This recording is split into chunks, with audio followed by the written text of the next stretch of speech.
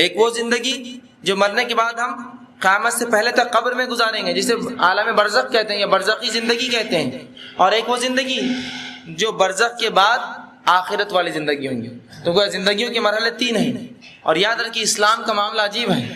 اسلام میں ہر موت کے بعد ایک زندگی شروع ہو جاتی ہے، ہر موت ایک زندگی کو جنم دیتی ہے کہ ہم مردہ تھے، زندگی کو جنم دیا، اس کے بعد پھر مریں گے، پھر ایک زندگی ہوں گی، ختم نہیں ہوں گے۔ تو ہر موت آپ دیکھ رہے ایک زندگی کو جنم دیتی ہے، ایک زندگی کو اس کے بعد لاتی ہے۔ تو اسی طرح ایک دنیا کی زندگی، اگر زندگیوں کو بانٹیں ہم تو دنیا کی ایک زندگی ہے، اس کے بعد بیچ میں موت کا مرحلہ ہے، پھر برزخ کی ایک زندگی ہے، اس کے بعد پھر ایک اٹھنے کا مرحلہ ہے، پھر حیات ہے، اور اس کے بعد پھر ایک زندگی ہے جو آخرت کی ہے، چاہے پھر ہم وہ جنت میں چاہے جہنم میں، ہمارے اعمال کے حساب سے، اللہ کے رحم و کرم کے حساب سے ہم جہاں بھی جائیں گے اس کے حساب سے معاملات چلیں گے۔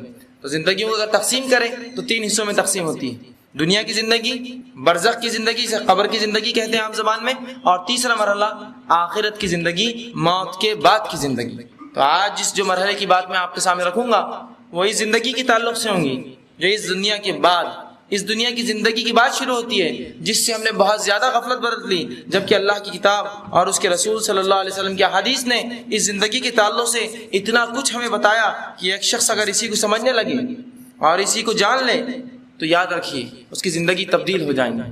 رسول اللہ صلی اللہ علیہ وسلم کی زندگی کا واقعہ ہے، آپ اسی زندگی کی اہمیت بتاتے ہیں، اور ایک جگہ آپ صلی اللہ علیہ وسلم قبر کے پاس بیٹھے ہیں، اور قبر کے پاس بیٹھے بیٹھے آپ صلی اللہ علیہ وسلم جو ہے یہ الفاظ اپنے جو ہے زبان مبارک سے نکالتے ہیں، اور آپ یہ حدیث فرماتے رسول اللہ صلی اللہ علیہ وسلم قبر کے پاس بیٹھے تھے، قبر کھودی جا رہی تھی، اور آپ صلی اللہ علیہ وسلم رو رہے تھے، اور مٹی نیچے کی تر ہو گئی تھی آپ کے آنسوں سے۔ اس کے بعد اللہ کے رسول صلی اللہ علیہ وسلم نے صحابہ سے کہا، ابن ماجہ نے اس کو روایت کیا، آپ نے فرمایا یا اخوانی لمثل هذا فاعدوا، کیا میرے بھائیوں اس جیسی جگہ یعنی قبر کے لیے تیاری کر لو۔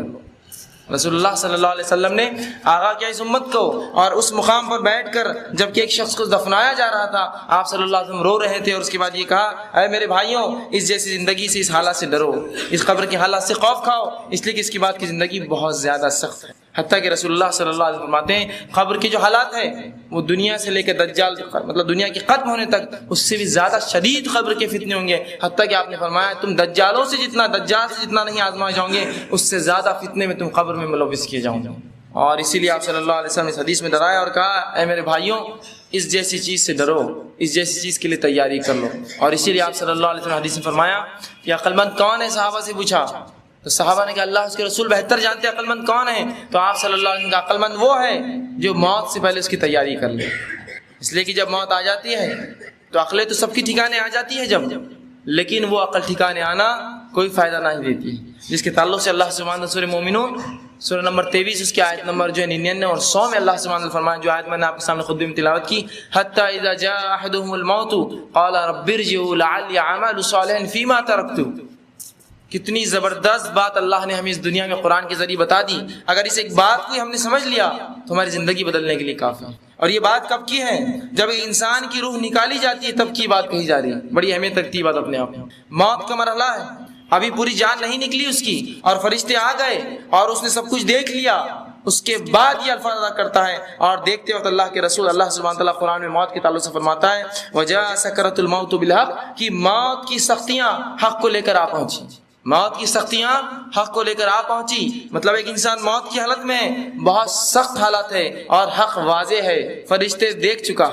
اب جب فرشتوں کو دیکھ لیتا ہے اور موت اس کے قریب ہے، اب بچنے کا کوئی امید نہ رہی، تو تب جو ہے بندہ ایک ریکویسٹ، ایک التجا اپنے رب سے کرتا ہے۔ اس التجا کو اللہ سبحانہ تعالیٰ نے قرآن میں بیان کر دی تاکہ مومنین کم از کم وہ التجا نہ کرے، وہ نہ کرے، اس لیے کہ وہ قبول نہیں ہوتی وہ التجا، سمجھے آپ؟ جب سزا جج دے دیتا ہے، سزا سنا دی جاتی ہے، اس کے بعد کوئی ریکویسٹ قبول نہیں کی جاتی، پھر پھانسی پہ چڑھا دیا جاتا یا باعزت بری کر دیا جاتا۔ تو یہی وہی مرحلہ ہے کہ موت کی اللہ سبحانہ فرماتا ہے کہ موت کی سختیاں جو حقیقتوں کو لے کر آ پہنچی ہیں، اب انسان چلا اٹھتا ہے اور کیا کہتا ہے حتی اذا جاء احدهم الموت، اللہ فرماتا ہے جب ایک آدمی کے پاس اس کی موت قریب آ جاتی ہے، قال رب ارجعوا، وہ اللہ سے ریکویسٹ کرتا ہے، فرشتوں سے کہتا ہے اے فرشتوں مہلت کی اللہ سے درخواست کر، رب ارجعوا تھوڑی دیر مجھے چھوڑ دو، رجوع کرنے دو، پلٹنے دو مجھے، کس لیے لعلی اعمل صالحا فیما ترکت، تاکہ وہ نیک اعمال کر کے آؤں جو زندگی میں چھوڑتا رہا۔ یہ ریکویسٹ ہر انسان کرتا ہے، معلوم موت ہر انسان جو گناہگار کافر، مشرک، بدعتی اور اسی طرح منافق رہا دنیا میں، یہ سب کرتے ہیں، مومن نہیں کرتا یہ بات. لیکن یہ سارے لوگ جو ہے اللہ کے فرشتوں کو وہ کہتے ہیں، التجا کرتے ہیں اور کہتے ہیں رب ارجعوا قال رب ارجعوا، کہ تھوڑی سی مہلت دی جائے. کیوں؟ لعلی اعمال صالحا، تاکہ میں نیک کام کر لوں، فیما ترکت، جو چھوڑ کر آیا تھا. تو سمجھ گئی بات اس آیت کیا سکھا رہی ہے ہم کو؟ یہ ہر گناہ گار انسان، مشرک اور کافر اور منافق یہی التجا کریں گا، اے اللہ تھوڑا موقع دیا جائے. کس کام کے لیے؟ نیک کام کے لیے. پتہ کیا چلا کہ نیک کام کہاں ہوں گے؟ صرف اس دنیا میں. اگر مرنے کے بعد ہوتے تو فرشتہ یہ التجا نہ، جو ہے بندہ یہ التجا نہ کرتا اور کہتا اللہ ایک موقع دے پھر خبر کی زندگی میں تاکہ نیکی کر لوں. لیکن کیا کہہ رہا ہے؟ مجھے پلٹنے دیا جائے دنیا کی زندگی میں تاکہ وہ کام کرے جو چھوڑ چکا تھا. کلا، جواب ہے اللہ کا، ہرگز نہیں. انہو کلمۃ ہوا قائلها، یہ تو تیری ایک بات تھی جس کا تو قائل تھا، یہ تو تیرا کلام تھا جس کا تو دنیا میں قائل تھا. کتنا زبردست خاکہ کھینچا انسانی فطرت کا اللہ نے. نیکی کر لو، اگلے جمعے سے موقع دیا جائے، ہے نا وہی بات.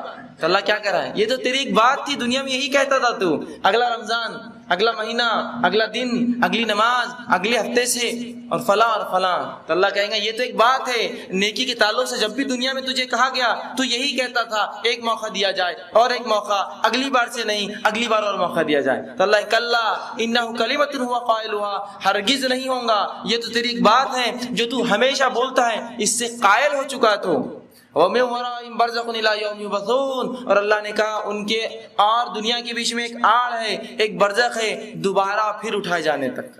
مطلب اب کوئی واپس نہیں آ سکتا. موت کی جانکنی میں پھنس گیا، اب اس کی موت ہے صرف، اس کے بعد کوئی ریٹرن نہیں، کوئی نیکی نہیں، کوئی برا نہیں، نام اعمال بند ہو گئے اس کے. اب قیامت کے روز وہ کھولے جائیں گے. بس ہر شخص جو گناہ گار ہے اللہ سبحانہ تعالیٰ سے یہی التجا کرتا ہے، قال رب ارجعوا، اے اللہ ایک موقع دے دے مجھے تاکہ میں رجوع کر لوں اپنے گناہوں سے. لعلی اعمال صالحا فیما ترکت، اور جو نیکی تو نے کہا تھا، نماز کی، روزے کی، زکوٰۃ کی، حج کی، امر بالمعروف، اچھائی کا حکم دینا، نہی عن المنکر، برائی سے روکنے کی، اور کتاب پہ عمل کرنے کی اور تیرے رسول کے طریقے پہ عمل کرنے کی، میں یہ سب کر کے آؤں گا، صرف ایک موقع دیا جائے مجھے. اور اللہ کا جواب کیا آئے گا؟ کلا، ہرگز نہیں ہو سکتا، یہ تو ایک تیری بات تھی جس کا تو دنیا میں قائل تھا. وَمِن وَرَائِهِمْ بَرْزَخٌ إِلَىٰ يَوْمِ يُبْعَثُونَ، اور ان کے اور اس دنیا کے بیچ میں ایک آڑ ہے دوبارہ پھر سے اٹھائے جانے تک.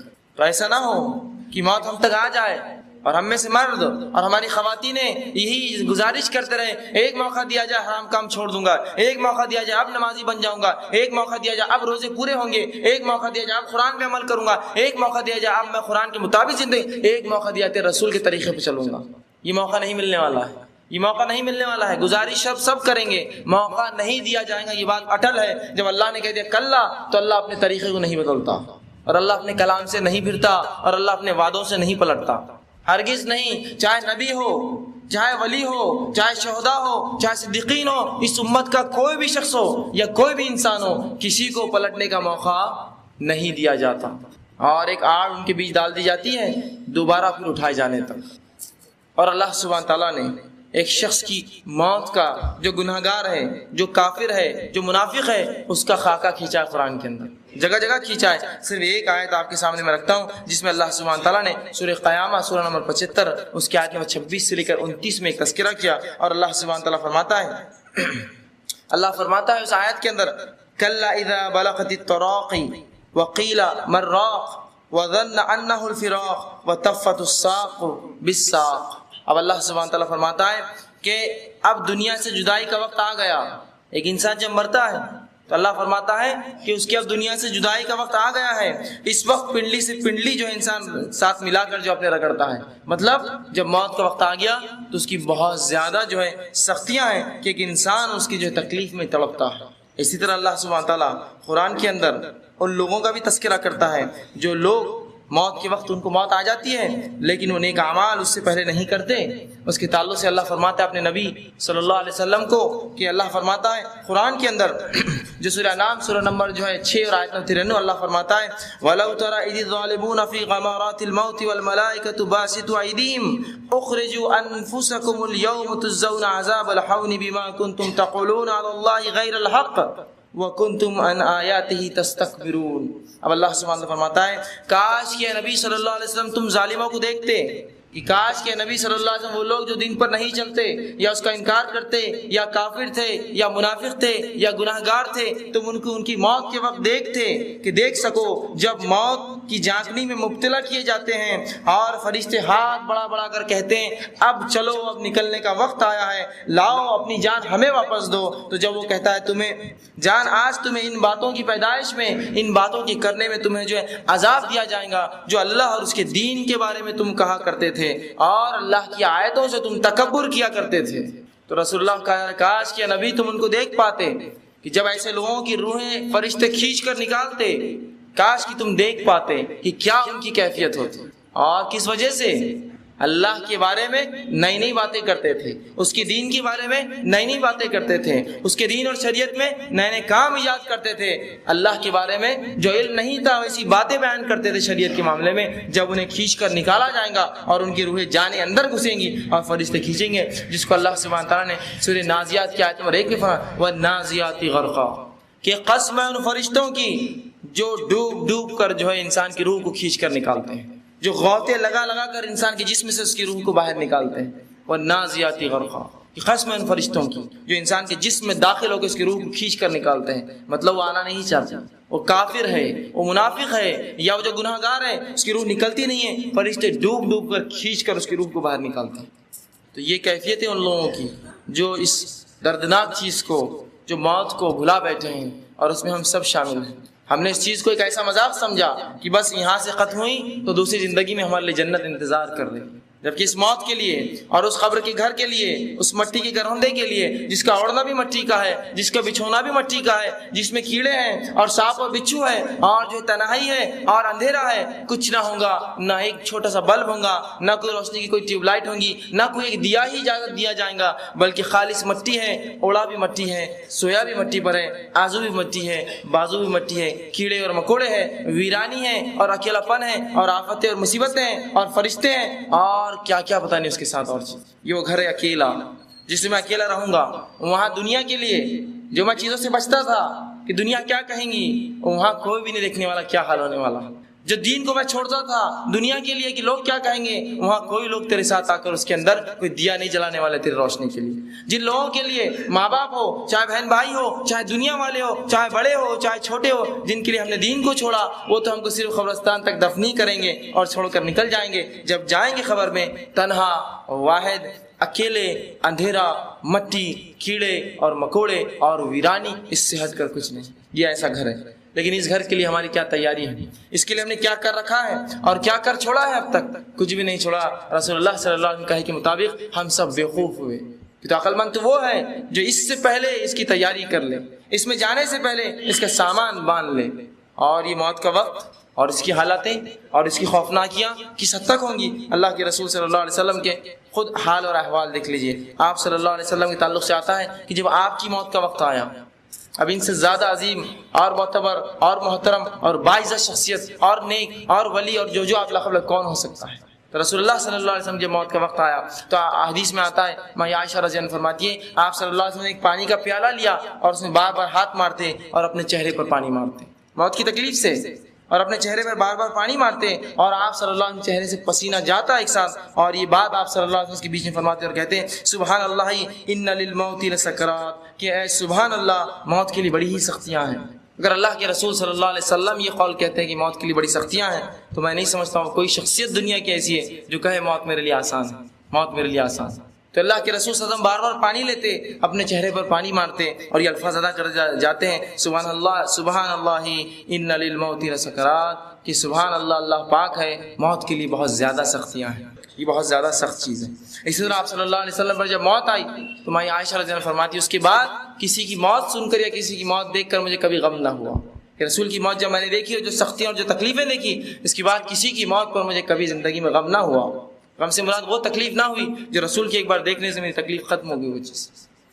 اسی طرح جو ہے اللہ کے رسول صلی اللہ علیہ وسلم کی موت کی تکلیف تھی کہ آخر وقت میں آپ کی زبان میں لکونت آ گئی تھی، سمجھتے لکونت، بات نہیں کر پاتے آپ برابر، اٹک اٹک کر بات کرتے تھے۔ تو جب یہ نبی اکرم صلی اللہ علیہ وسلم کا حال ہے تو ہم جیسے لوگ جنہوں نے نہ اعمال کیے نہ ہمارے کچھ احوال ہے، نہ جو اللہ نے کوئی ہمیں سند دی کہ تم ایسے ہی جنت میں جاؤ گے، ہم لوگ کیا کریں گے اللہ کے سامنے، کیا جواب دیں گے؟ جس شخصیت کے تعلق سے عقیدہ ہے جو معصوم ہے، یعنی الخطا، جس سے خطا نہیں ہوتی ہے، وہ شخصیت کے ساتھ یہ سلوک اور یہ تکلیف، تو ہم اور آپ اپنا صرف ٹھکانہ ہی سمجھ سکتے کیا ہوگا، اور تکلیفوں کا معاملہ ہی صرف سوچ سکتے اور صرف تصور کر سکتے۔ اسی طرح جو ہے حضرت عمرو بن عاص رضی اللہ عنہ کے تعلق سے آتا ہے جو فاتح مصر تھے، آپ ایک بات کہا کرتے کہ تعجب ہے مجھے ان لوگوں پر کہ جن کو موت آتی ہے لیکن وہ موت کے بارے میں کچھ بتاتے نہیں ہیں۔ جب ان کی موت کا وقت آیا اور بہت زیادہ بیمار ہوئے، موت کا وقت قریب تھا، عبداللہ بن عباس رضی اللہ عنہ پہنچ کر کہا، اے عمرو، تم یہی تو کہا کرتے تھے کہ ان لوگوں پہ تعجب ہے کہ موت کا وقت آتا ہے اور وہ کہتے نہیں موت کیسی ہے، کیا حال ہے ان کے ساتھ؟ تو کہا اب میں تمہیں اپنا وعدہ، اپنا قول یاد دلانے آیا ہوں، اب تمہاری موت کا وقت ہے، کیسا لگتا ہے تم، کیا لگتا ہے تمہیں اس تعلق سے؟ تو عمرو بن عاص رضی اللہ عنہ فاتح مصر صحابی رسول، یہ دیکھیے کیا کہتے ہیں، وہ کہتے ہیں کیا کہ وہ کہتے ہیں موت کے تعلق سے کہ ایسا لگتا ہے، عمرو بن عاص رضی اللہ عنہ کہتے ہیں ایسا لگتا ہے کہ انہوں نے پہلے تو ٹھنڈی سانس لی اور کہنے لگے ایسا لگتا ہے کہ جیسے آسمان زمین پر ٹوٹ پڑا ہے۔ جو تکلیف مجھے ہے اس طرح سے ہے موت کی کہ جیسے آسمان زمین پر ٹوٹ پڑا ہے اور میں دونوں کے درمیان پس رہا ہوں، آسمان کی ساری چیز زمین پر گر رہی ہیں اور میں اس کے بیچ میں پس رہا ہوں، ایسی تکلیفیں ہیں۔ اور آگے کہتے ہیں اور ایسا لگتا ہے جیسے میرے پیٹ کے اندر جو ہے کھجور کے کانٹے ڈال دیے گئے ہیں، اور مجھے جب میں سانس لیتا ہوں تو ایسا لگتا ہے کہ میری سانس سوئی کے نالے اس کے سوراخ میں سے، ناکے میں سے نکل کر آتی ہیں۔ یہ تکلیفیں ہیں ان کو موت کی۔ اسی طرح دوسرے ایک صحابی حضرت شداد بن اوس رضی اللہ عنہ، وہ کہتے تھے اور یہ بات وہ ہمیشہ کہتے ہیں اور کہتے ہیں کہ موت کا جو وقت ہے یہ اتنا المناک ہے کہ دنیا اور آخرت کی تمام ہولناکیوں میں سب سے سخت مرحلہ یہ موت کا مرحلہ ہے۔ دنیا اور آخرت کی ہولناکیوں میں سب سے خطرناک مرحلہ یہ مرحلہ ہے جب انسان کو ایک موت آتی ہے اس کی۔ اور پھر وہ آگے کہتے ہیں اور فرماتے ہیں کہ یہ آروں کے چیرنے سے زیادہ سخت ہے، اس کی تکلیف ایسی ہے جیسے کہ آدمی کو آروں سے چیرا جا رہا ہے۔ اور پھر آگے کہتے ہیں کہ یہ کینچیوں کے کاٹنے سے زیادہ سخت ہے کہ ایک انسان زندہ اور کینچی سے اس کا جسم کاٹا جائے، اتنی تکلیف اسے نہیں ہوگی جتنی تکلیف موت اپنے ساتھ لاتی ہے۔ اور پھر کہتے ہیں یہ ہڈیوں کے ابالنے سے زیادہ سخت ہے کہ اگر کسی زندہ انسان کی ہڈیاں ابال دی جائے، پانی میں ڈال دیا جائے تیل میں، اتنی تکلیف نہیں ہوگی جتنی تکلیف اس موت کے وقت ہوتی ہے۔ اور وہ کہتے تکلیف، اور جو اگر مردہ زندہ ہو کر انسانوں کو بتا دے کہ میرے ساتھ کیا سلوک ہوتا ہے، تو وہ فرماتے ہیں کہ کوئی دنیا میں انسان چین کی نیند نہیں سو سکتا، دنیا کو انسان چین کی نیند نہیں سو سکتا اگر اس کو تکلیف جو موت کے وقت ہوتی ہے اگر کوئی اسے بتا دے۔ تو یہ ہے وہ موت اور یہ ہے اس کے حالات۔ اب مردے کے ساتھ کیا ہوتا ہے موت کے بعد، بہرحال یہ ہم نہیں جان سکتے، اس لیے کہ کوئی شخص اٹھ کر یہ کہہ نہیں سکتا کہ اس کے ساتھ کیا ہوا، صحیح کیا ہوا کوئی بھی نہیں بتا سکتا۔ بہرحال جو قرآن نے اور جو رسول اللہ صلی اللہ علیہ وسلم کی احادیث نے ہمیں بتایا ہے، چند باتیں کچھ بیورا آپ کے سامنے رکھنے کی کوشش کرتا ہوں۔ یقیناً یہ صحیح بتانا تو یہ میرے لیے اور کسی کے لیے بھی ناممکن ہے، لیکن جو اللہ کی کتاب اس کے رسول نے جو چند باتیں بتائی وہ باتیں میں آپ کے سامنے آج جو ہے رکھنے کی جو ہے کوشش کروں گا کہ صحیح کیا ہوتا ہے جب ایک انسان مرتا ہے، موت آتا ہے، اور قرآن حدیث تعلق سے کیا کہتے ہیں۔ رسول اللہ صلی اللہ علیہ وسلم نے ایک مومن اور ایک کافر کی موت کے تذکرے الگ الگ کیے، ان کے دونوں کے الگ الگ احوال بتائے کہ موت کے وقت کافروں کے کیا احوال ہوں گے اور مومنوں کے کیا احوال ہوں گے۔ بہرحال بہت زیادہ کثرت سے حدیثیں آتی ہیں، میں مختصر سی احادیث کو دو حصوں میں تقسیم کر کے اس کا مفہوم رکھنے کی آپ کے سامنے کوشش کروں کہ جو ہے نیکوکاروں کے ساتھ کیا ہوتا ہے اور بدکاروں کے ساتھ موت سے لے کر بعد میں برزخ کی زندگی میں کیا ہوتا ہے۔ آئیے پہلے دیکھیے نیکوکاروں کے ساتھ کیا ہوتا ہے۔ اللہ کے رسول صلی اللہ علیہ وسلم حدیث کا مفہوم رکھ رہا ہوں، الگ الگ حدیث کا مجموعہ ہے، بعد میں جو حوالے دیکھنا چاہے مجھ سے دیکھ سکتا ہے۔ تو اللہ کے رسول صلی اللہ علیہ وسلم فرماتے ہیں کہ جب ایک انسان جو نیک ہوتا ہے اور اس کی موت کے لیے فرشتے اس کے پاس آتے ہیں تو سب سے پہلے آتے ہی فرشتے اس کو سلام کرتے ہیں۔ جب نیک لوگوں کے پاس فرشتے آتے ہیں تو خوبصورت شکلوں میں آتے ہیں اور سلام کرتے ہیں اور اسے خوشخبریاں سناتے ہیں کہ اس کے لیے کیا اس کے رب نے رکھا ہے۔ جیسے ہی وہ آدمی جب فرشتوں کو دیکھتا ہے اور اسے اچھے کلام کرتے ہیں، اچھی بات کرتے ہیں، اور رسول اللہ فرماتے ہیں ایک خوشبودار اس کے لیے لباس جس کی خوشبو مجھ سے بھی بہت زیادہ ہوتی ہے، وہ کفن اس کے لیے وہ لے کر آتے ہیں اور اس کو سلام کرتے ہیں اور اسے اچھے اچھے ناموں سے، دنیا میں جن ناموں سے پکارا جاتا وہ ناموں سے اسے پکارتے ہیں اور اسے جو خوشخبریاں دیتے ہیں۔ جیسے ہی یہ بات رسول اللہ صلی اللہ علیہ وسلم فرماتے ہیں مردہ سنتا ہے، وہ کہتا ہے مجھے فوراً لے کے چلو جسم سے، وہ اپنے حالات سمجھ جاتا ہے کہ میرے لیے تو بہت کچھ رکھا ہے. وہ کہتا ہے کہ مجھے جلدی سے نکالو اور مجھے لے کر چلو. فرشتے اس کی روح کو بآسانی نکالتے ہیں، حتیٰ کہ رسول اللہ فرماتے ہیں جیسے مشت سے پانی نکلتا ہے کھولتے ہی، اس طرح سے جو ہے اس کی روح نکال لی جاتی ہے نیک آدمی کی، اور اس کو کفنایا جاتا ہے خوبصورت کفن کے اندر. فرشتے جو کفن لاتے ہیں اور اسے لے کر جو ہے آسمانوں کی طرف جایا جاتا ہے. اور پہلے آسمان پر رسول اللہ جب اس کی روح پہنچتی ہے اس سے پہلے فرشتے اس کی خوشبو سونگھ لیتے ہیں اور آپس میں کہتے ہیں کوئی نیک شخصیت آ رہی ہے آج، کوئی نیک انسان آ رہا ہے آج اوپر.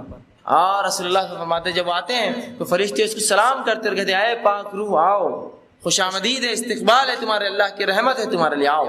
اور اسے لیا جاتا ہے اور فرشتے اس کے ساتھ پہلے آسمان سے دوسرے آسمان تک چھوڑنے کے لیے آتے ہیں اور اسے مبارک باتیں دیتے ہیں اور اسے اچھے اچھے ناموں سے پکارے جاتے ہیں جن ناموں سے دنیا میں پکارا جاتا ہے، اچھے اچھے نام سے، اچھے اچھے القاب، فلاں بن فلاں، فلاں بن فلاں، اچھے نام. اور اس کے بعد جو ہے اس شخص کی روح اوپر لے جائی جاتی ہے. پھر اللہ سبحانہ تعالیٰ حکم ہوتا ہے اس کا نام جو ہے علیین میں لکھ دو، نیکوکاروں کے رجسٹر میں، نیکوکاروں کی لسٹ میں اس کا نام ڈال دو، یا نیک لوگوں کے حصے میں اس کا بھی حصہ دے دو. علیین میں اس کا نام لکھ دیا جاتا ہے. اللہ حکم دیتا ہے اسے واپس بھیج دو، اس لیے کہ میں نے اسے اسی سے پیدا کیا تھا اور میں واپس اس کو اسی سے اٹھاؤں گا، مطلب مٹی سے. اور اس پاک روح کو لا کر واپس قبر میں ڈال دیا جاتا ہے، اس کی روح کو واپس چھوڑ دیا جاتا ہے. اور آپ صلی اللہ علیہ وسلم فرماتے ہیں جب اس کی روح چھوڑ دی جاتی ہے قبر کے اندر تو پھر وہ مرحلہ آتا ہے جو سب سے خوفناک اور ہولناک مرحلہ ہے کہ منکر و نکیر دو فرشتے جو آ کر بات چیت کرتے ہیں انسان سے، وہ دو فرشتے داخل ہوتے ہیں اور اللہ کے رسول صلی اللہ علیہ وسلم فرماتے ہیں بہت زیادہ سخت انداز سے وہ داخل ہوتے ہیں اور بہت گدردار ان کی جو آواز ہوتی ہے. اور جو ہے وہ ان کے احوال رسول اللہ احوال ایسے بتاتے ہیں کہ بہت زیادہ سیاہ ان کا چہرہ ہوگا اور بڑی بڑی جو ہے لال آنکھیں اور ان کے دانت جو کہ بیلوں کے سینگوں سے بڑے ہوں گے. وہ رسول اللہ فرماتے ہیں زمین کو چیرتے ہوئے کھاتے ہوئے خبر پھاڑ کر بیچ میں آئیں گے. تو ایک تو ایسی مخلوق جس کو ہمیں کبھی نہ دیکھا ہو، نہ کبھی سمجھا ہو، کبھی جانا ہو، اور وہ بھی اتنی ڈراؤنی، اور رسول اللہ ان کی آواز بجلی کی کڑک سے زیادہ تیز ہوئی ہے نا. چھوٹی موٹی بجلی کڑک جاتی ہے تو مرد اور خواتین سب کا معاملہ جو ہے اکھڑ جاتا ہے کہ پتہ نہیں بجلی شاید مجھ پر ہی گری ہو، اس قسم کے حالات ہو جاتے ہیں. وہاں خبر میں انداز لگائیے منکر و نکیر جو بجلی کی طرح چلاتے ہیں اور ان کی آنکھیں گائے کی جیسی جو ہے بڑی بڑی لال آنکھیں ہیں اور گائے کی سینگ کے برابر ان کے دانت ہے اور جو ہے انتہائی بدصورت اور کالے ہیں. زمین کو چیرتے ہوئے دونوں آتے ہیں قبر کو پھاڑ کر اور انسان کے سامنے آتے ہیں اور اسے اٹھا کر بٹھا دیتے ہیں، قبر سے اٹھا کر بٹھا دیتے ہیں اور اسے سوال کرتے ہیں من ربک کا، تیرا رب کون ہے؟ من نبیک کا، تیرا نبی کون ہے؟ ما دینک کا، تیرا دین کیا تھا؟ 3 سوال. رسول اللہ صلی اللہ علیہ وسلم فرماتے ہیں نیک انسان جب سے سوالات کی جائیں گے سورج کو ڈوبتا ہوا پائیں گا، خبر میں اس کو دکھیں گا سورج کو ڈوبتا ہوا. جب سورج کو ڈوبتا ہوا پائیں گا تو کہیں گا میں ابھی سوالوں کے جواب نہیں دے سکتا ہوں، اس لیے کہ نماز کا وقت ہو رہا ہے، عصر کا وقت جا رہا ہے، سورج ڈوب رہا ہے. تو اس سے بتایا جائے گا اور جب وہ سمجھیں گا یہ تو دنیا نہ رہی، یہ تو قبر ہے، پھر وہ کہیں گے ہاں اب سوال کرو میں جواب دیتا ہوں.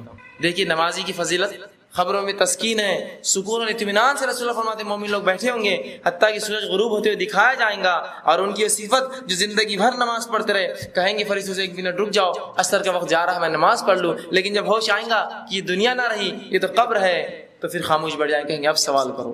مطلب قبر میں اب کوئی عبادت نہ رہی کسی کی، وہ دنیا میں تھی ساری عبادت. کہیں گے ہاں آپ سوال کرو، اور منکر نکیر 3 سوالات کریں گے، صرف 3 سوالات.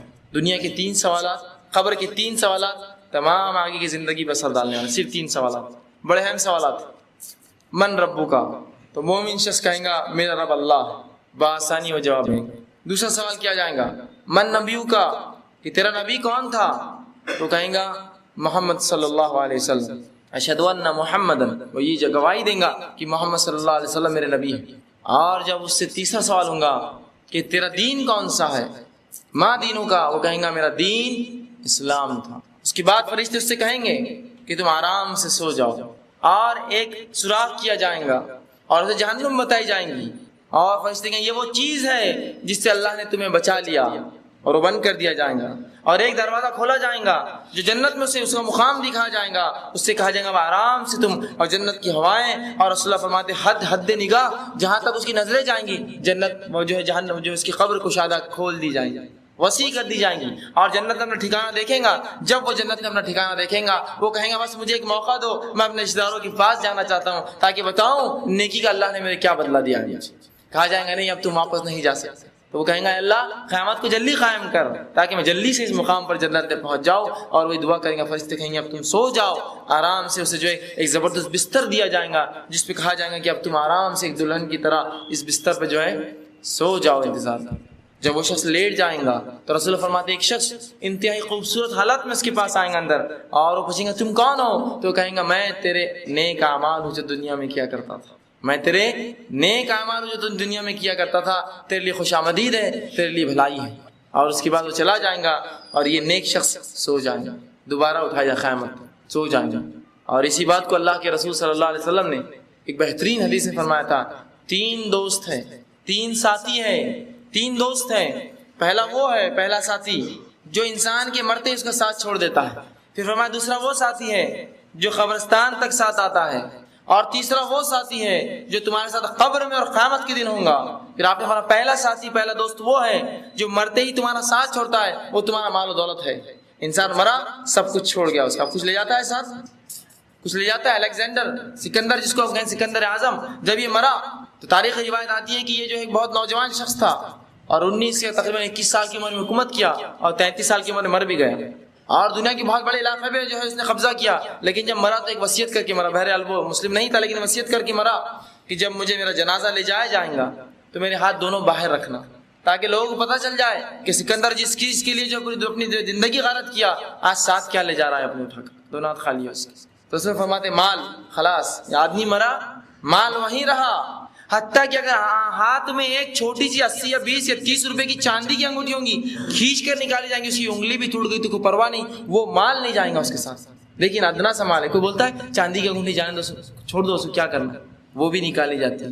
ایک تن کا اور ذرہ مال کا نہیں جاتا ہے, حتیٰ کہ خبر میں گراتے ہوتا ہے کچھ مال گر جائے وہ بھی اٹھا کے نکالا, رکیے ایک منٹ, اٹھا لیا جاتا ہے. مال کا ایک تن کا ساتھ 1 روپیہ 1 پیسہ نہیں جاتا ہے. جس کے لیے ہم سب کچھ کر گزرتے ہیں وہ تو سب سے پہلے ساتھ چھوڑ دیتا ہے. ایک عجیب ساتھی ہے جس کو ہم سب سے زیادہ جگری, سب سے زیادہ اچھا, سب سے زیادہ بہتر, سب سے زیادہ کامگر سمجھتے ہیں, وہ تو مرتے ہی ساتھ چھوڑتا ہے. اور ابھی جنازہ تو بعد میں اٹھیں گا, پہلے حساب و کتاب ہو, یہ زمین کس کی ہوں گی, یہ گھر کون رہیں گا, وہ پلاٹ کس کا ہوگا, اور وہ مال بینک بیلنس کون لیں گا, پہلے بات کرو تو یہ اٹھیں گا آگے. یہ ساتھی ایسا ساتھ چھوڑتا ہے اور دوسروں کا بن جاتا ہے مرتے, اور اس کے لیے ہم سب کچھ کر گزرتے, سب کچھ حرام چیزوں ملوث ہوتے. کیوں؟ اسی مال کے لیے جو سب سے پہلے چھوڑیں گا. اور بنگلے اور گاڑیاں اور دولت اور شہرت اور مال, اس کے لیے رشوت کھاتا ہے, حرام اور حلال میں تمیز نہیں کرتا ہے, اور سود خوری اور سب گناہ کرتا ہے. کس کے لیے؟ اس ساتھی کے لیے جو سب سے پہلے ساتھ چھوڑنے والا ہے, سب سے پہلے. پھر آپ صلی فرماتے دوسرا ساتھی کون ہے؟ رشتہ دار جو قبر تک آتے ہیں, قبرستان تک آتے ہیں. کیا آج تک کسی رشتہ دار کو آپ نے مرتے قبر میں ساتھ سوتے ہوئے دیکھا کسی کہ میں بھی ساتھ جاؤں گا اس کے؟ نہیں, وہ چھوڑ دیتے, قبر تک لاتے ہیں, بولتے جلدی. یہی وہ رشتہ دار ہے جن کے لیے آپ سب کچھ کرتے ہیں, اسلام سے پھر جاتے ہیں, اس کی تعلیمات سے پھرتے ہیں, قرآن پر عمل نہیں کرتے. یہی رشتہ دار ہے, کوئی آپ کے ساتھ قبر میں نہیں آئے گا, پہلے ہی چلے جائیں گے. اور اس کے لیے ہم نے سب کچھ کیا. یہی ماں اور یہی باپ اور یہی خالہ, یہی پھپھو, یہی دادی کے لیے ہم نے شریعت کے احکامات توڑے, اللہ اس کے رسول کو ناراض کیا, لیکن ان کی رضامندی حاصل کی, ان کو راضی کیا. فلاں کام حرام ہے, نہیں ہمارے بڑے نہیں بولتے ہیں, انہی کے لیے کیا نا رضا, یہ بھی چھوڑ دیں گے ساتھ. قبرستان تک آئیں گے, بلکہ یہ وہ لوگ ہوں گے کہیں گے سب سے پہلے اس کو اٹھا کر پھینکو ورنہ سڑنا شروع ہو جائیں گا, پھینکو اسے لے جا کر قبر میں ڈالو جلدی. جن کے لیے سب کچھ کیا, شریعت چھوڑی, حرام حلال کی تمیز چھوڑی, بیوی اور بچے, مال اور دولت, سب کچھ فتنے ان کے لیے برداشت کیے, اور یہ لے جا کے کہاں دفن کریں گے آپ؟ بولیں گے ڈالو مٹی کے اندر. اور رسول فرماتے دوسرا ساتھی دفنا کر باہر آ جائیں گے. اور رسول فرماتے تیسرا ساتھی وہ ہے جو قبر میں تیرے ساتھ جائیں گا, وہ تیرے اعمال ہے نا, آیا نا یہاں برابر, یہ اعمال. اور اس کے لیے ہم نے کیا کیا, اس کو سب سے کم دوستی رکھتے ہیں اس سے, اور رشتہ داروں سے اس سے زیادہ, اور سب سے زیادہ دوستی ہماری مال اور دولت سے ہوتی ہے, جو کہ ایسے ساتھی ہیں جو سب سے پہلے آپ کا ساتھ چھوڑ کے نکل جائیں گے اور ہمارا ساتھ چھوڑ کے. تو یہ تیسرے ساتھی کو اپنا اچھا ساتھی بنا لیجئے, اس تیسرے ساتھی سے ایک زبردست دوستی کر لیجئے کہ یہ چونکہ قبر میں آنے والا ہے, اس کو جو ہے خوب کیجئے نیک اعمال, تاکہ وہ آ کر آپ کو خوشخبریاں دیں. اب آئیے اس شخص کا حال, اس شخص کی موت کا حال جو کافر, منافق, فاسق, بدکار, گناہگار ہوتا ہے. جب اس کی موت کا وقت آتا ہے, رسول اللہ صلی اللہ علیہ وسلم فرماتے ہیں فرشتے بہت بھیانک شکلوں میں اس کے پاس آتے ہیں, اور ایک بہت ہی انتہائی درجے کا بدبودار ایک جو اس کے لیے ٹاٹ کا بنا ہوا جو ایک کفن لے کر آتے ہیں, اور آتے ہی اس کو کہتے ہیں اے جو ہے مغضوب روح, اللہ کا جس پر غضب ہوگا باہر نکل، رسول اللہ فرماتے اس کی روح اندر گھستی ہے، وہ فرشتے سے کھینچ کر باہر نکالتے ہیں، حتیٰ کہ آپ صلی اللہ علیہ وسلم فرماتے ہیں ایسی سی کیفیت ہوتی ہے جب نکالا جاتا ہے جیسے کہ ایک بھیڑ ہے، اس کے گیلے اون پر ایک لوہے کی سلاخ کانٹے دار لپٹی جائے اور کھینچ کر نکالی جائے اس کے جسم سے، اون کے اوپر لپٹے اور کھینچی جائے، اس طرح سے تکلیف محسوس کرتا ہے وہ، اور اس کی روح آنا نہیں چاہتی، اسے فرشتے کھینچ کر اور غوطے لگا کر اور تمام جو حالات بتائیں ویسا کر کے اس کی روح کو باہر نکالتے ہیں۔ روح کو باہر نکالا جاتا ہے، ایک سے ایک بدترین ناموں سے پکارا جاتا ہے، اس کے برے برے القاب، برے برے نام اس کے پکارے جاتے ہیں، کوئی سلام نہیں اس کے لیے، بد دعائیں اس کے لیے فرشتے کرتے ہیں، اسے کھینچتے ہیں، اس بدبودار ٹاٹ میں لپیٹتے ہیں اور آسمان کی طرف لے کے جب پہلے آسمان پہ جاتے ہیں دوسرے فرشتوں کو پہلے ہی بدبو آ جاتی ہے استاد کی، کہتے بہت ہی مغضوب کوئی گندی روح آ رہی ہے۔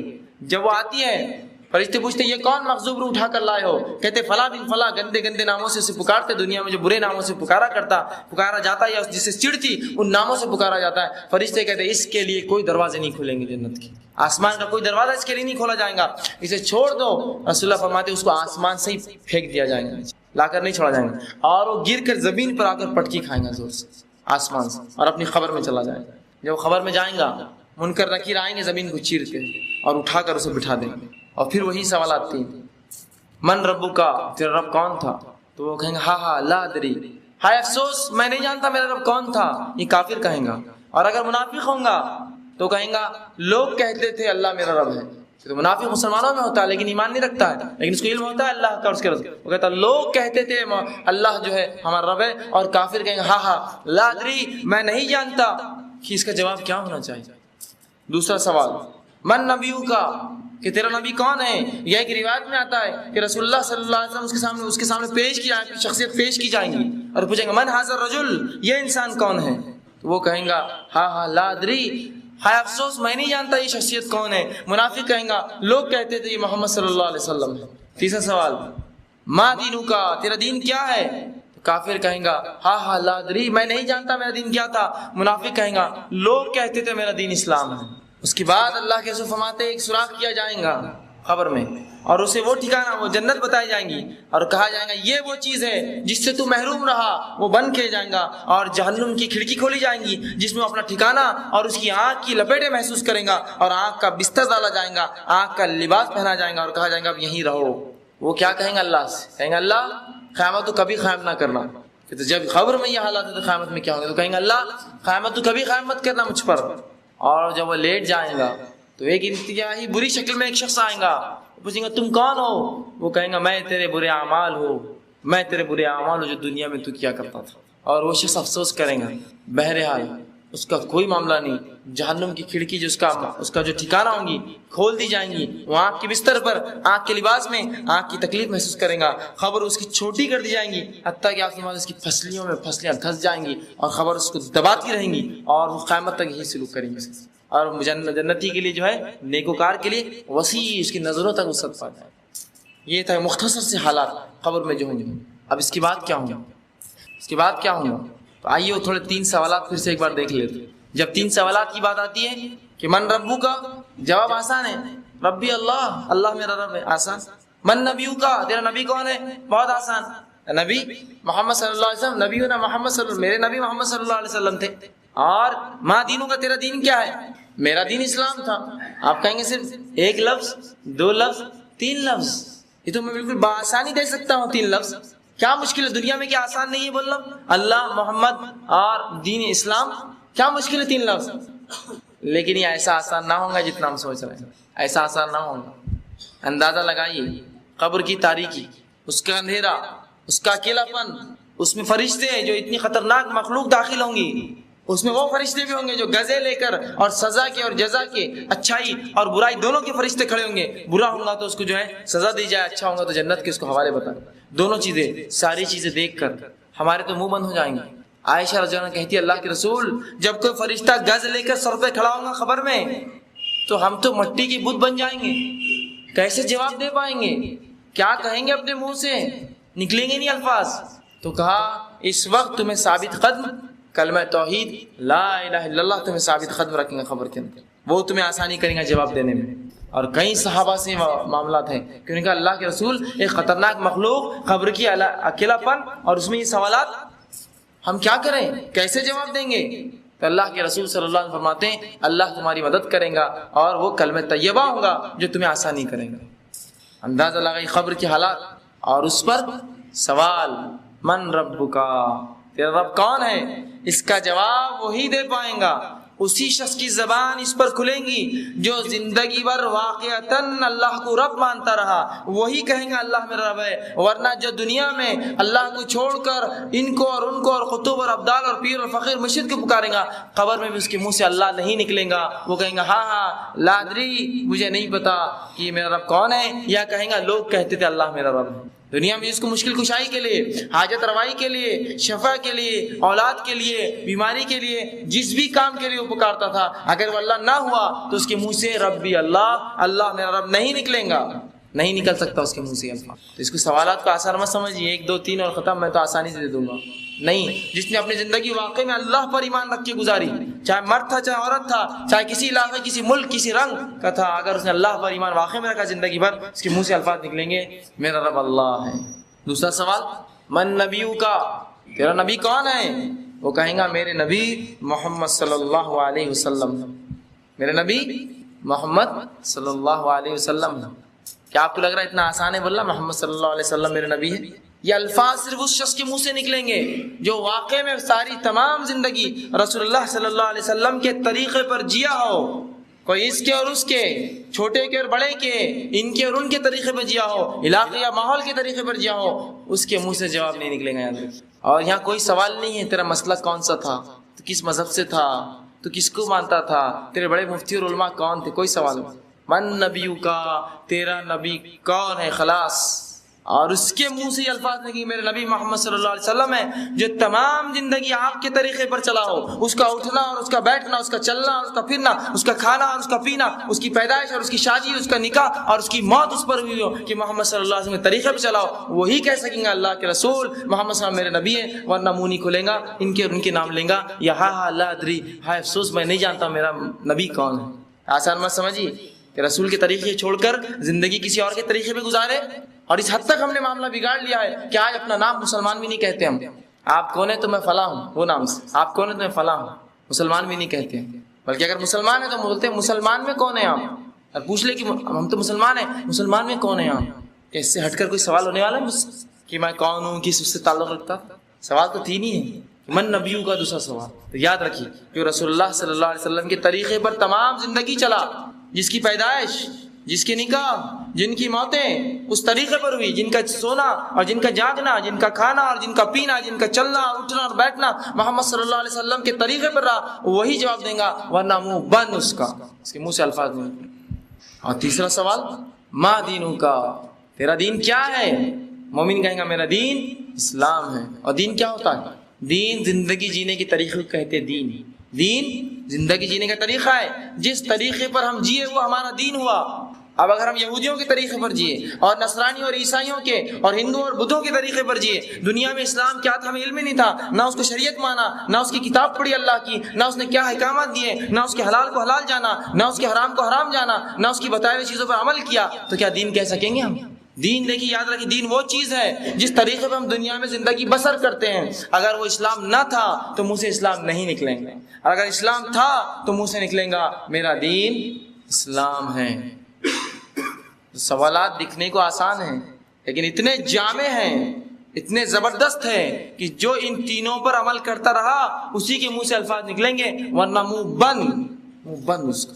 آئیے اس کے بعد کیا ہوں، اللہ کے رسول صلی اللہ علیہ وسلم نے، احمد نے اس واقعے کو روایت کا مسند احمد میں، اور ابو داؤد میں جو ہے اس کو ابو داؤد نے جو اپنی کتاب میں روایت کیا، جب تینوں سوال کے جواب ایک انسان دے دیں گا، تینوں سوال کے جواب مومن دے دیں گا، تو فرشتے مومن سے پوچھیں گے کیسے پتہ چلے یہ جواب تم کو؟ یاد رکھیے سوال نہیں ہے چوتھا، یہ سوال رہے گا کہ کیسے معلوم ہے تم کو یہ تینوں سوالوں کا جواب؟ فرشتے پوچھیں گے اس سے تمہیں کیسے پتا چلا کہ یہ جو ہے اللہ تمہارا رب ہے، محمد صلی اللہ علیہ وسلم تمہارا دین ہے، محمد صلی اللہ علیہ وسلم تمہارا نبی اور اسلام تمہارا دین ہے؟ تو وہ جواب دیں گا کون؟ مومن، اور کہیں گا قرأت کتاب اللہ آمنت بہ وتصدق، کہ میں ایمان لایا تھا یا میں نے پڑھی اللہ کی کتاب، قرأت کتاب اللہ، میں نے اللہ کی کتاب پڑھی ہے، آمنت بہ، ایمان لایا تھا اس پر، اور میں نے اس کی تصدیق بھی کی تھی کہ یہاں حق ہے۔ کیا کہیں گا؟ مومن میں نے کیا کیسے مجھے جوابات کیسے ملے مجھے یہ تینوں سوال کے جوابات؟ پہلا کتاب پڑھا میں نے اللہ کی تو پتہ چلا ان تینوں سوالوں کے جواب کہاں ہیں. کہاں ان تینوں سوالوں کے جواب چھپے ہوئے؟ قرآن میں. اب اندازہ لگائیے جس کو قرآن پڑھنا ہی نہیں آتا واللہ اب کیا جواب دیں گا اپنے رب کو کہ اللہ وہ کلام جو تیرا آیا تھا مجھے تو وقت ہی نصیب نہ ہوا کہ میں کبھی پڑھ سکا اس کو آج تک, اور مجھے یہ اور وہ ایسی ویسی دنیا کی کتابوں نے ہی لگا رکھا اپنے پیچھے, میں تو کبھی نہ پڑھ سکا تیری کتاب. تو کیا بچ پائیں گا وہ شخص؟ اسی کے تعلق سے اس کی اگلی نشست جو یہی درس قرآن کی اہمیت, قرآن کیا ہے, اس کی اہمیت کیا ہے. تو مومن کیا کہیں گا؟ قرأت کتاب اللہ, میں نے اللہ کی کتاب پڑھی تھی, ایمان لایا تھا, تصدیق کی تھی. تو اب انداز لگا لیا, اپنے ایمان کا سب جائزہ لے لے کہ اللہ کی کتاب میں پڑھ سکتا ہوں. اگر نہیں تو کل ہی سے سیکھنا شروع کیجئے, ورنہ موت آ جائیں گی تو جواب دینا پڑے گا مجھے تو معلوم ہی نہیں تھا اللہ کی کتاب کیا ہے, نہ مجھے سوالات کے جوابات ہیں. اور جب میں پڑھنے کے بارے میں کہہ رہا ہوں نا تو یہ صرف دیکھ کر پڑھنا نہیں ہے اس میں کافی, یہ بھی ایک عبادت ہے, لیکن اس کو سمجھنا کہ وہ کیا تقاضے اس کے. اور آج اللہ کی کتاب سے لوگوں کو ایسا دور رکھا جاتا ہے, حتیٰ کہ یہ قول بھی ذلیل لوگ اپنے منہ سے کیسے نکالتے ہیں کہ قرآن پڑھنے سے گمراہ ہو جاؤں گا. بدترین قول, گمراہ کن قول ایک دم اپنے منہ سے. اللہ کی کتاب اپنے بندوں کے لیے, اور تم یہ کہتے ہو کہ یہ گمراہ کرتی ہے. تم علماء حق میں سے نہیں, علماء سے سو میں سے ہوتے ہو, اس امت کے بگڑے ہوئے علماء, کہ اللہ کی کتاب کے تعلق سے عقیدہ یہ گمراہ کرتی ہے. اگر یہ کتاب گمراہ کرتی ہے تو مجھے بتائیے دنیا میں مجھے ہدایت کون دیں گا؟ اب کیونکہ اللہ کی کتاب تو گمراہ کر دے رہی ہے مجھے, کہاں جاؤں؟ کیا میرا سہارا باقی ہے؟ میرے رب نے تو گمراہ کن کتاب بھیج دی میرے پاس, اب ہدایت کی کتاب کون لائے میرے لیے؟ سب سے پہلا تینوں سوال کا جواب کہاں چھپا ہے؟ قرآن اور اس پہ عمل پہ. 3 صحابی اللہ کے رسول صلی اللہ علیہ وسلم کے پاس, بخاری کی روایت, کہا رسول اللہ کی زندگی, اخلاق, حال احوال کیسے تھے؟ تو کیا قرآن نہیں پڑھا کبھی؟ وہی ہے رسول کی زندگی, جاؤ. قرآن نہیں پڑھا, وہی رسول کی زندگی ہے. ہم نے تو پڑھا ہی نہیں, تو کیا رسول کی زندگی اور کیا قرآن اور کیا کتاب؟ تو فرشتے پوچھیں گے کیسے جواب دیا؟ کہیں گے قرآن پڑھا تھا میں نے, اللہ کی کتاب پڑھا تھا, ایمان لایا تھا, تصدیق کی تھی, مطلب عمل کیا تھا اس کے مطابق. تو جو اللہ کی کتاب کو پڑھے, اس کو سمجھے, اس پر عمل کرے, وہی بچنے والا ہے, بقیہ کوئی نہیں بچے گا اس عذاب سے اور اس خبر کے جو اللہ کی.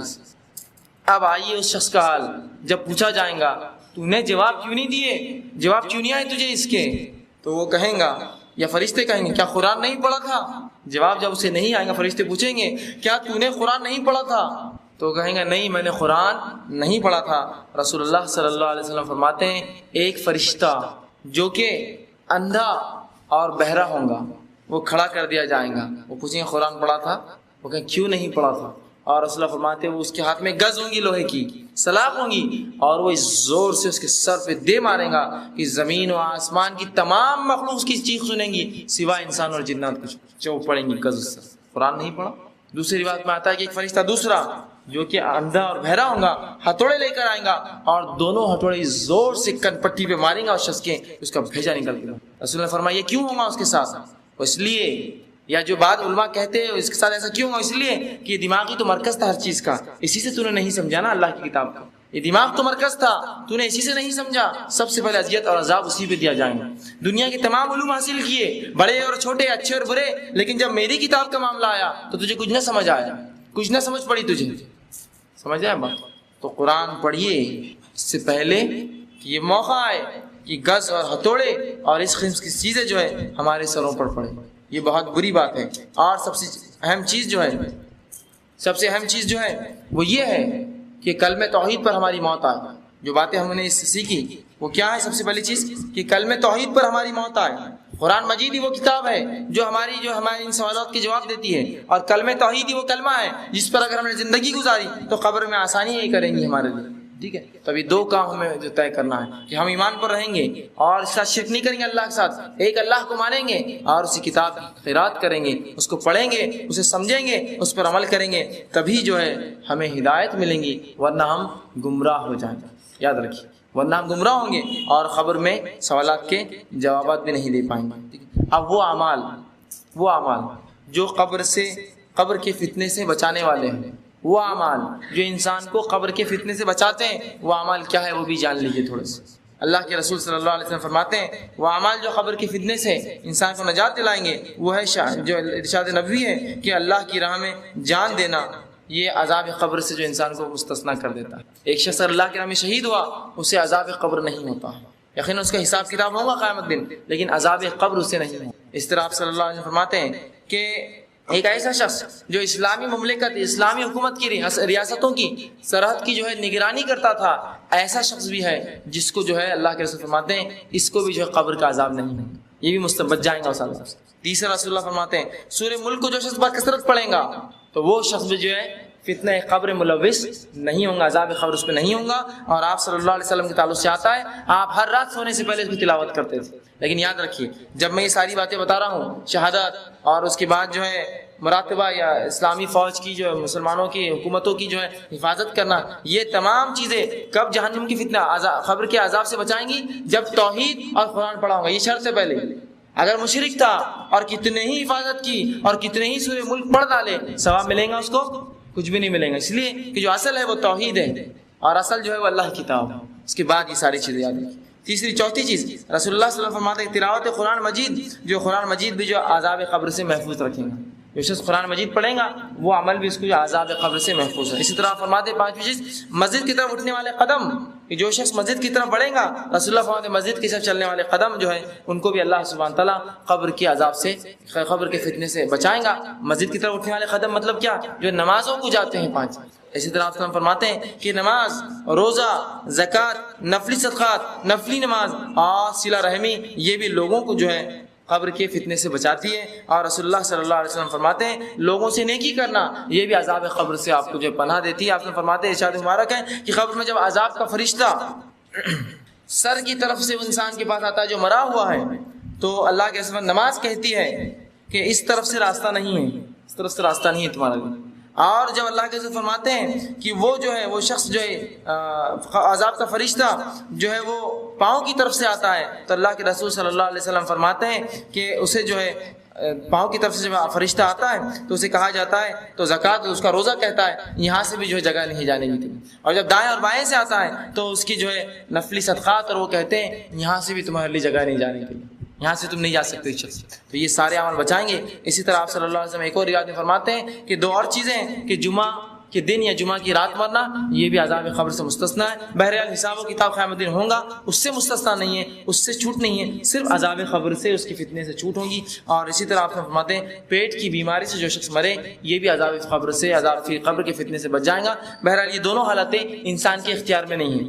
جمعہ کے دن مرنا بھی اس کے اختیار میں نہیں ہے اور پیٹ کی بیماری سے مرنا اختیار, لیکن جو اختیار میں وہ کیا ہے, وہ عمل رکھ دی شہادت, اسلامی فوج, اسلامی لشکر کی یا حکومتوں کی پہرے داری کرنا, سورہ ملک بکثرت تلاوت کرنا اور خاص طور سے سوتے وقت, اسی طرح جو تلاوت قرآن مجید, اسی طرح جو مسجد کو جانا 5, اسی طرح نماز, روزہ, نفلی روزہ اور نفلی جو ہے نماز, اور صلہ رحمی رشتوں کو جوڑنا اور انسانوں کے ساتھ اچھا سلوک کرنا, یہ ہمارے بس میں ہے. اور یہ 2 چیزیں جو اور آتی ہیں 13 اور 14, 12 تو یہ ہے وہ ہمارے بس میں نہیں ہیں, وہ اللہ کے اختیار میں ہے. کون کس دن مرے گا, جمعہ ہو یا ہفتہ ہو یا اتوار یا پیر, بہرحال وہ ہے. تو یہ چیزیں تھی چند چیزیں جو انسان کو جو ہے قبر کے عذاب سے جو ہے یا قبر کے فتنے سے جو ہے محفوظ رکھیں گی. لیکن آج ہم دیکھتے ہیں اس کے معاملے میں اتنے بدعقیدے ہم نے کر لیے اور ایسی ایسی باتیں کر لی کہ آج قبر کا عذاب بھی ہمیں ڈراتا نہیں ہے, بلکہ قبر کا عذاب جب سنتے ہیں تو اس کو ہم مذاق سمجھتے ہیں. ہاں ہوگا, دیکھا جائے گا, یا جب ہوگا جب دیکھا جائے گا, ابھی سے کیا کرنا ہے. یہ قسم کے ہمارے اقوال ہیں.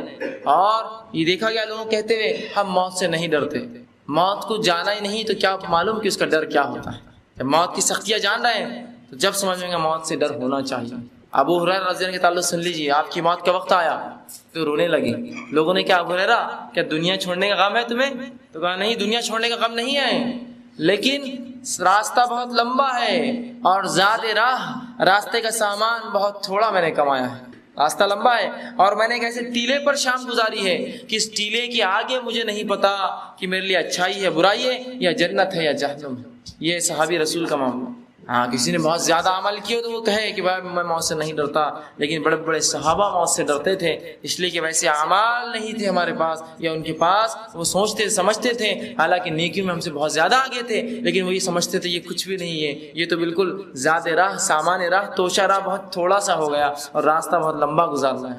عثمان ابن عفان رضی اللہ عنہ کے تعلق سے آتا ہے کہ قبر پہ جب بھی جاتے گزرتے تو وہاں اتنا کثرت سے روتے کہ آپ کی داڑھی پوری جو ہے آنسوؤں سے تر ہو جاتی. عمر ابن خطاب رضی اللہ عنہ کے تعلق سے آتا ہے کہ قبر کے عذاب کا جب معلوم واقعہ سنتے قبر سے گزرتے تو اس طرح سے روتے کہ آپ کی آنکھوں پہ کالے حلقے پڑ گئے تھے. اس طرح ابوبکر صدیق رضی اللہ عنہ کے تعلق سے آتا ہے کہ جب قبر کے عذاب کی بات ہوتی تو یہ جو ہے رو اٹھتے حتیٰ کہ چہرے پر نشان پڑ گیا آپ کے چہرے مبارک پر آنسوؤں کے گرنے سے. اس طرح جو ہے ایک صحابی کے سامنے جب رسول اللہ نے قبر کی فتنے اور عذاب کے بارے میں کہا تو انہوں نے کہا کاش کہ میں ایک جھاڑ ہوتا کوئی مجھے کاٹ کر جلا دیتا, میں انسان نہ ہوتا اس لیے کتنا مبتلا کیا جاؤں قبر کے عذاب. تو یہ صحابہ کا ڈر تھا. اس سے ایک صحابی کے بارے میں آتا ہے کہ ایک بار جو ہے ایک جگہ سے گزرے اور وہاں آگ جلتی دیکھی تو وہ دیکھ کر بے ہوش ہو گئے. تو یہ حالات تھے ان کے صحاباؤں کے کہ موت سے اس قدر وہ ڈرا کرتے. کیوں؟ تو وہ سمجھتے کہ اتنے اعمال ہمارے پاس نہیں ہے جو ہمیں جو ہے اس سے وہ کر سکے یا جو ہے ہمارے لیے آسانیاں کر سکے. تو بہرحال ہم میں سے ہر شخص کوشش کرے موت کو سب سے پہلے تو آسان چیز نہ سمجھے اور رسول اللہ کے کہے کے مطابق عقل مند بن جائے. موت سے پہلے اس کی تیاری کر لے. موت سے پہلے اس کی تیاری جو کچھ ہو سکتا ہے. اور سب سے پہلے اس کی تیاری میں کیا کریں گے ہم؟ فرض عبادتیں توحید چلیں گے, نماز پڑھیں گے, روزہ رکھیں گے, زکوٰۃ دیں گے, حج کریں گے. اور توحید اصل ہے یہ سب چیزوں کی قبولیت کے لیے. تو سب سے اہم کیا ہوا؟ توحید پر چلیں گے, کلمہ طیبہ پر چلیں گے, فرض عبادتیں کریں گے, پھر سنت عبادتیں کریں گے اور نفلی عبادتوں میں اضافہ کریں گے تاکہ قبر کے عذاب سے بچے, تاکہ جو ہے جو اللہ کے پاس جائے تو کچھ ہو ہمارے پاس اعمال بتانے کے لیے اپنے رب.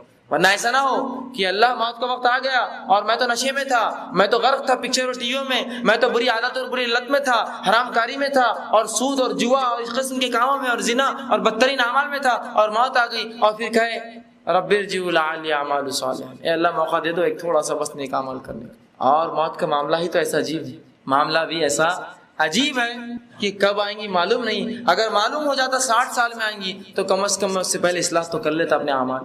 لیکن اس کا معاملہ کیا ہے اس کا معاملہ؟ پچھلے رمضان تھوڑا غور کر لے, جو لوگ اس درس میں آتے تھے اس رمضان دیکھ لیں کتنے لوگ ان کے خاندان میں مرے ہیں اور کتنے دوست جو ساتھ آتے تھے آج نہیں آتے, ان کا انتقال ہوگا پچھلے رمضان, اس رمضان سے پہلے. اور اگلے رمضان جب ہم جمع ہوں گے پتہ نہیں اس میں سے اور کتنے لوگ چلے جائیں گے اس دنیا سے. تو اس کا کوئی وہ بھی نہیں ہے کہ 60 سال 50 سال تاکہ 40 سال بعد نیک اعمال شروع کر دوں, ہے نا. تو کم از کم توبہ کی تو اس نیت ہو. ورنہ ایسا نہ ہو اگلا جمعہ دیکھیں گے, اگلا رمضان دیکھیں گے, اگلے مہینے سے ہوں گے اور اگلا جمعہ کس نے نصیب کیا. اسے کوئی لکھ کے دیتا ہے کہ بانڈ پہ اگلا جمعے تک میں زندہ رہوں گا.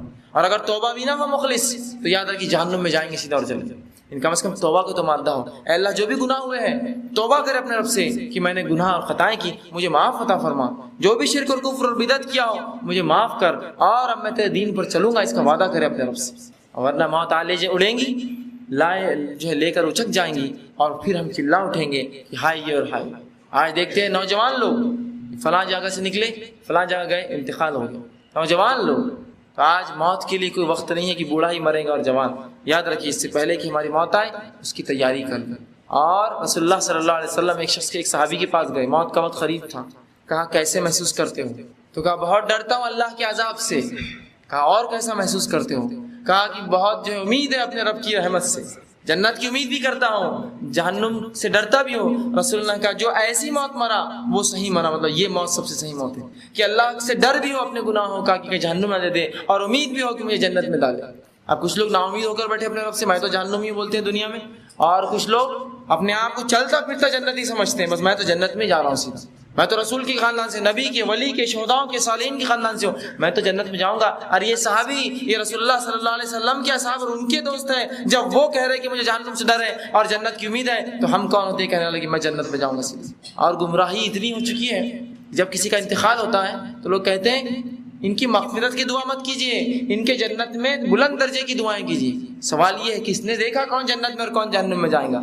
کیا آپ کو پتا ہے کہ آپ لکھ کے دے سکتے ہیں کہ جنتی ہیں؟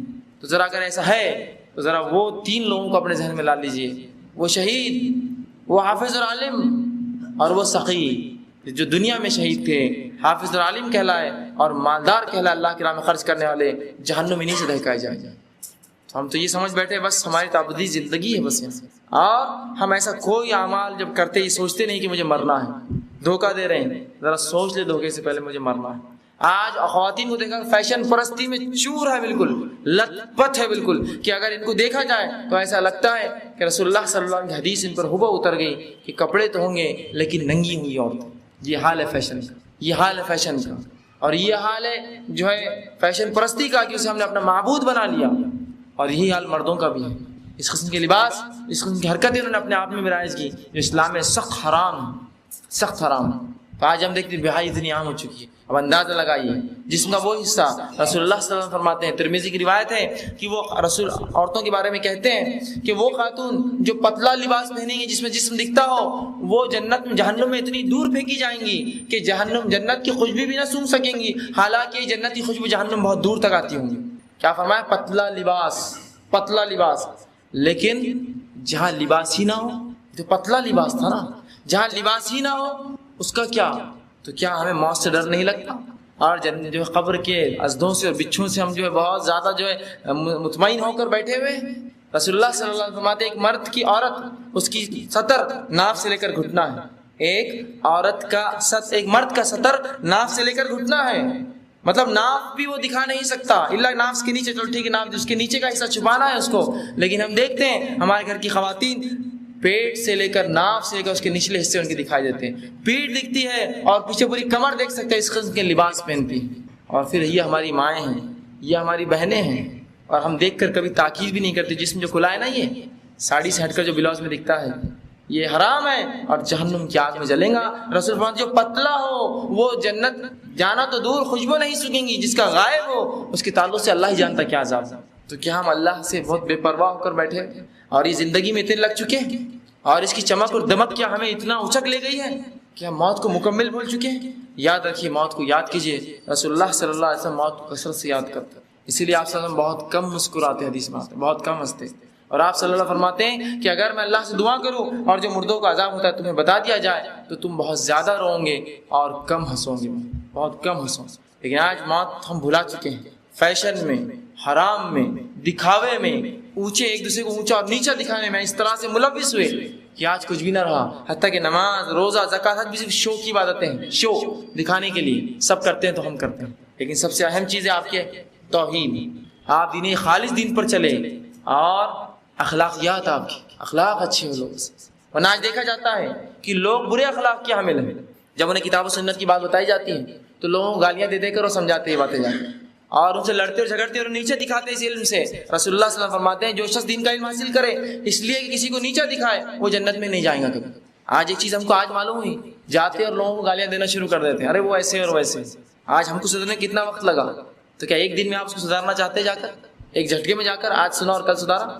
تو دین کے علم کو صحیح سمجھیے، دین کیا ہے، اس کو مذاق کا موضوع یا لوگوں کو جو ہے ایک مذاق اڑانے کا موضوع نہ بنانے دیں اپنے، بلکہ اسے سمجھے، اور اللہ کے رسول صلی اللہ علیہ وسلم جس طرح سے اس کو پھیلایا ویسا اس کو پھیلائے۔ اور نوجوانوں سے خاص طور سے میری یہ گزارش ہے کہ جب وہ کوئی بات سنتے ہیں کتاب و سنت کی، اس کو پڑھے، اس کو جانے، اس مسئلے کا علم حاصل کرے، اور پھر اس بات کو دوسروں تک پھیلائے، نہ کہ وہ غلط بولنا شروع کر دے بیٹھے بیٹھے یہیں سے۔ یہ بہت بری بات ہے اور یہ اکثر ہو رہا ہے۔ اور دوسرا، اپنے والدین کی فرمانبرداری اور اطاعت کرے، ورنہ یہ دیکھا جاتا ہے ایک شخص کتاب و سنت کی کوئی بات سیکھتا ہے، اپنے ماں باپ کو گالیاں دیتا ہے، ارے وہ تو مشرک ہے، وہ تو ہندوؤں کے جیسے رہتے ہیں، میرے بابا تو شرم ہے تجھ پر کہ تیرے ماں باپ ہندوؤں کے جیسا رکھتے اور تو خوش یہاں کھڑا ہے سڑک پہ ہمارے ساتھ، جا ان کی اصلاح کرتا تو وہاں، اور اس بات کو چھپا کے رکھتا اپنے اندر اور ان کی اصلاح کرتا، عوام میں چیختے چلاتے نہ پھرتا۔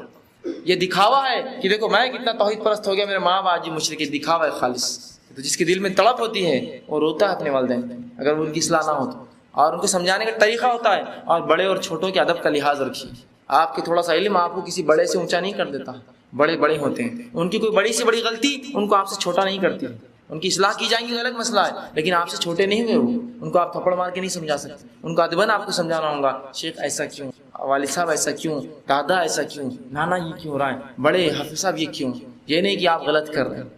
یہ بڑی اہم چیز ہے، ورنہ لوگ علم سیکھتے ہیں اور دوسروں کو تکلیف دیتے ہیں، یہ بری بات ہے۔ آخر میں اللہ سبحانہ تعالیٰ سے دعا ہے کہ اللہ سبحانہ تعالیٰ ہمیں کہنے سننے زیادہ عمل کی توفیق دے، اللہ سبحانہ تعالیٰ قبر کے فتنے اور اس کی جو ہے تمام جو عذابوں سے ہماری حفاظت کرے اور تمام امت اسلامیہ کی حفاظت کرے، اللہ سبحانہ تعالیٰ قبر کے سوالات کے جوابات ہمارے لیے آسان کرے، اور اللہ سبحانہ تعالیٰ ہمیں جب تک زندہ رکھے کلمہ طیبہ اور توحید پر زندہ رکھے، اور جب بھی ہمیں جو ہے موت دے وہ ایمان پر موت دے۔ وآخر دعوانا الحمدللہ۔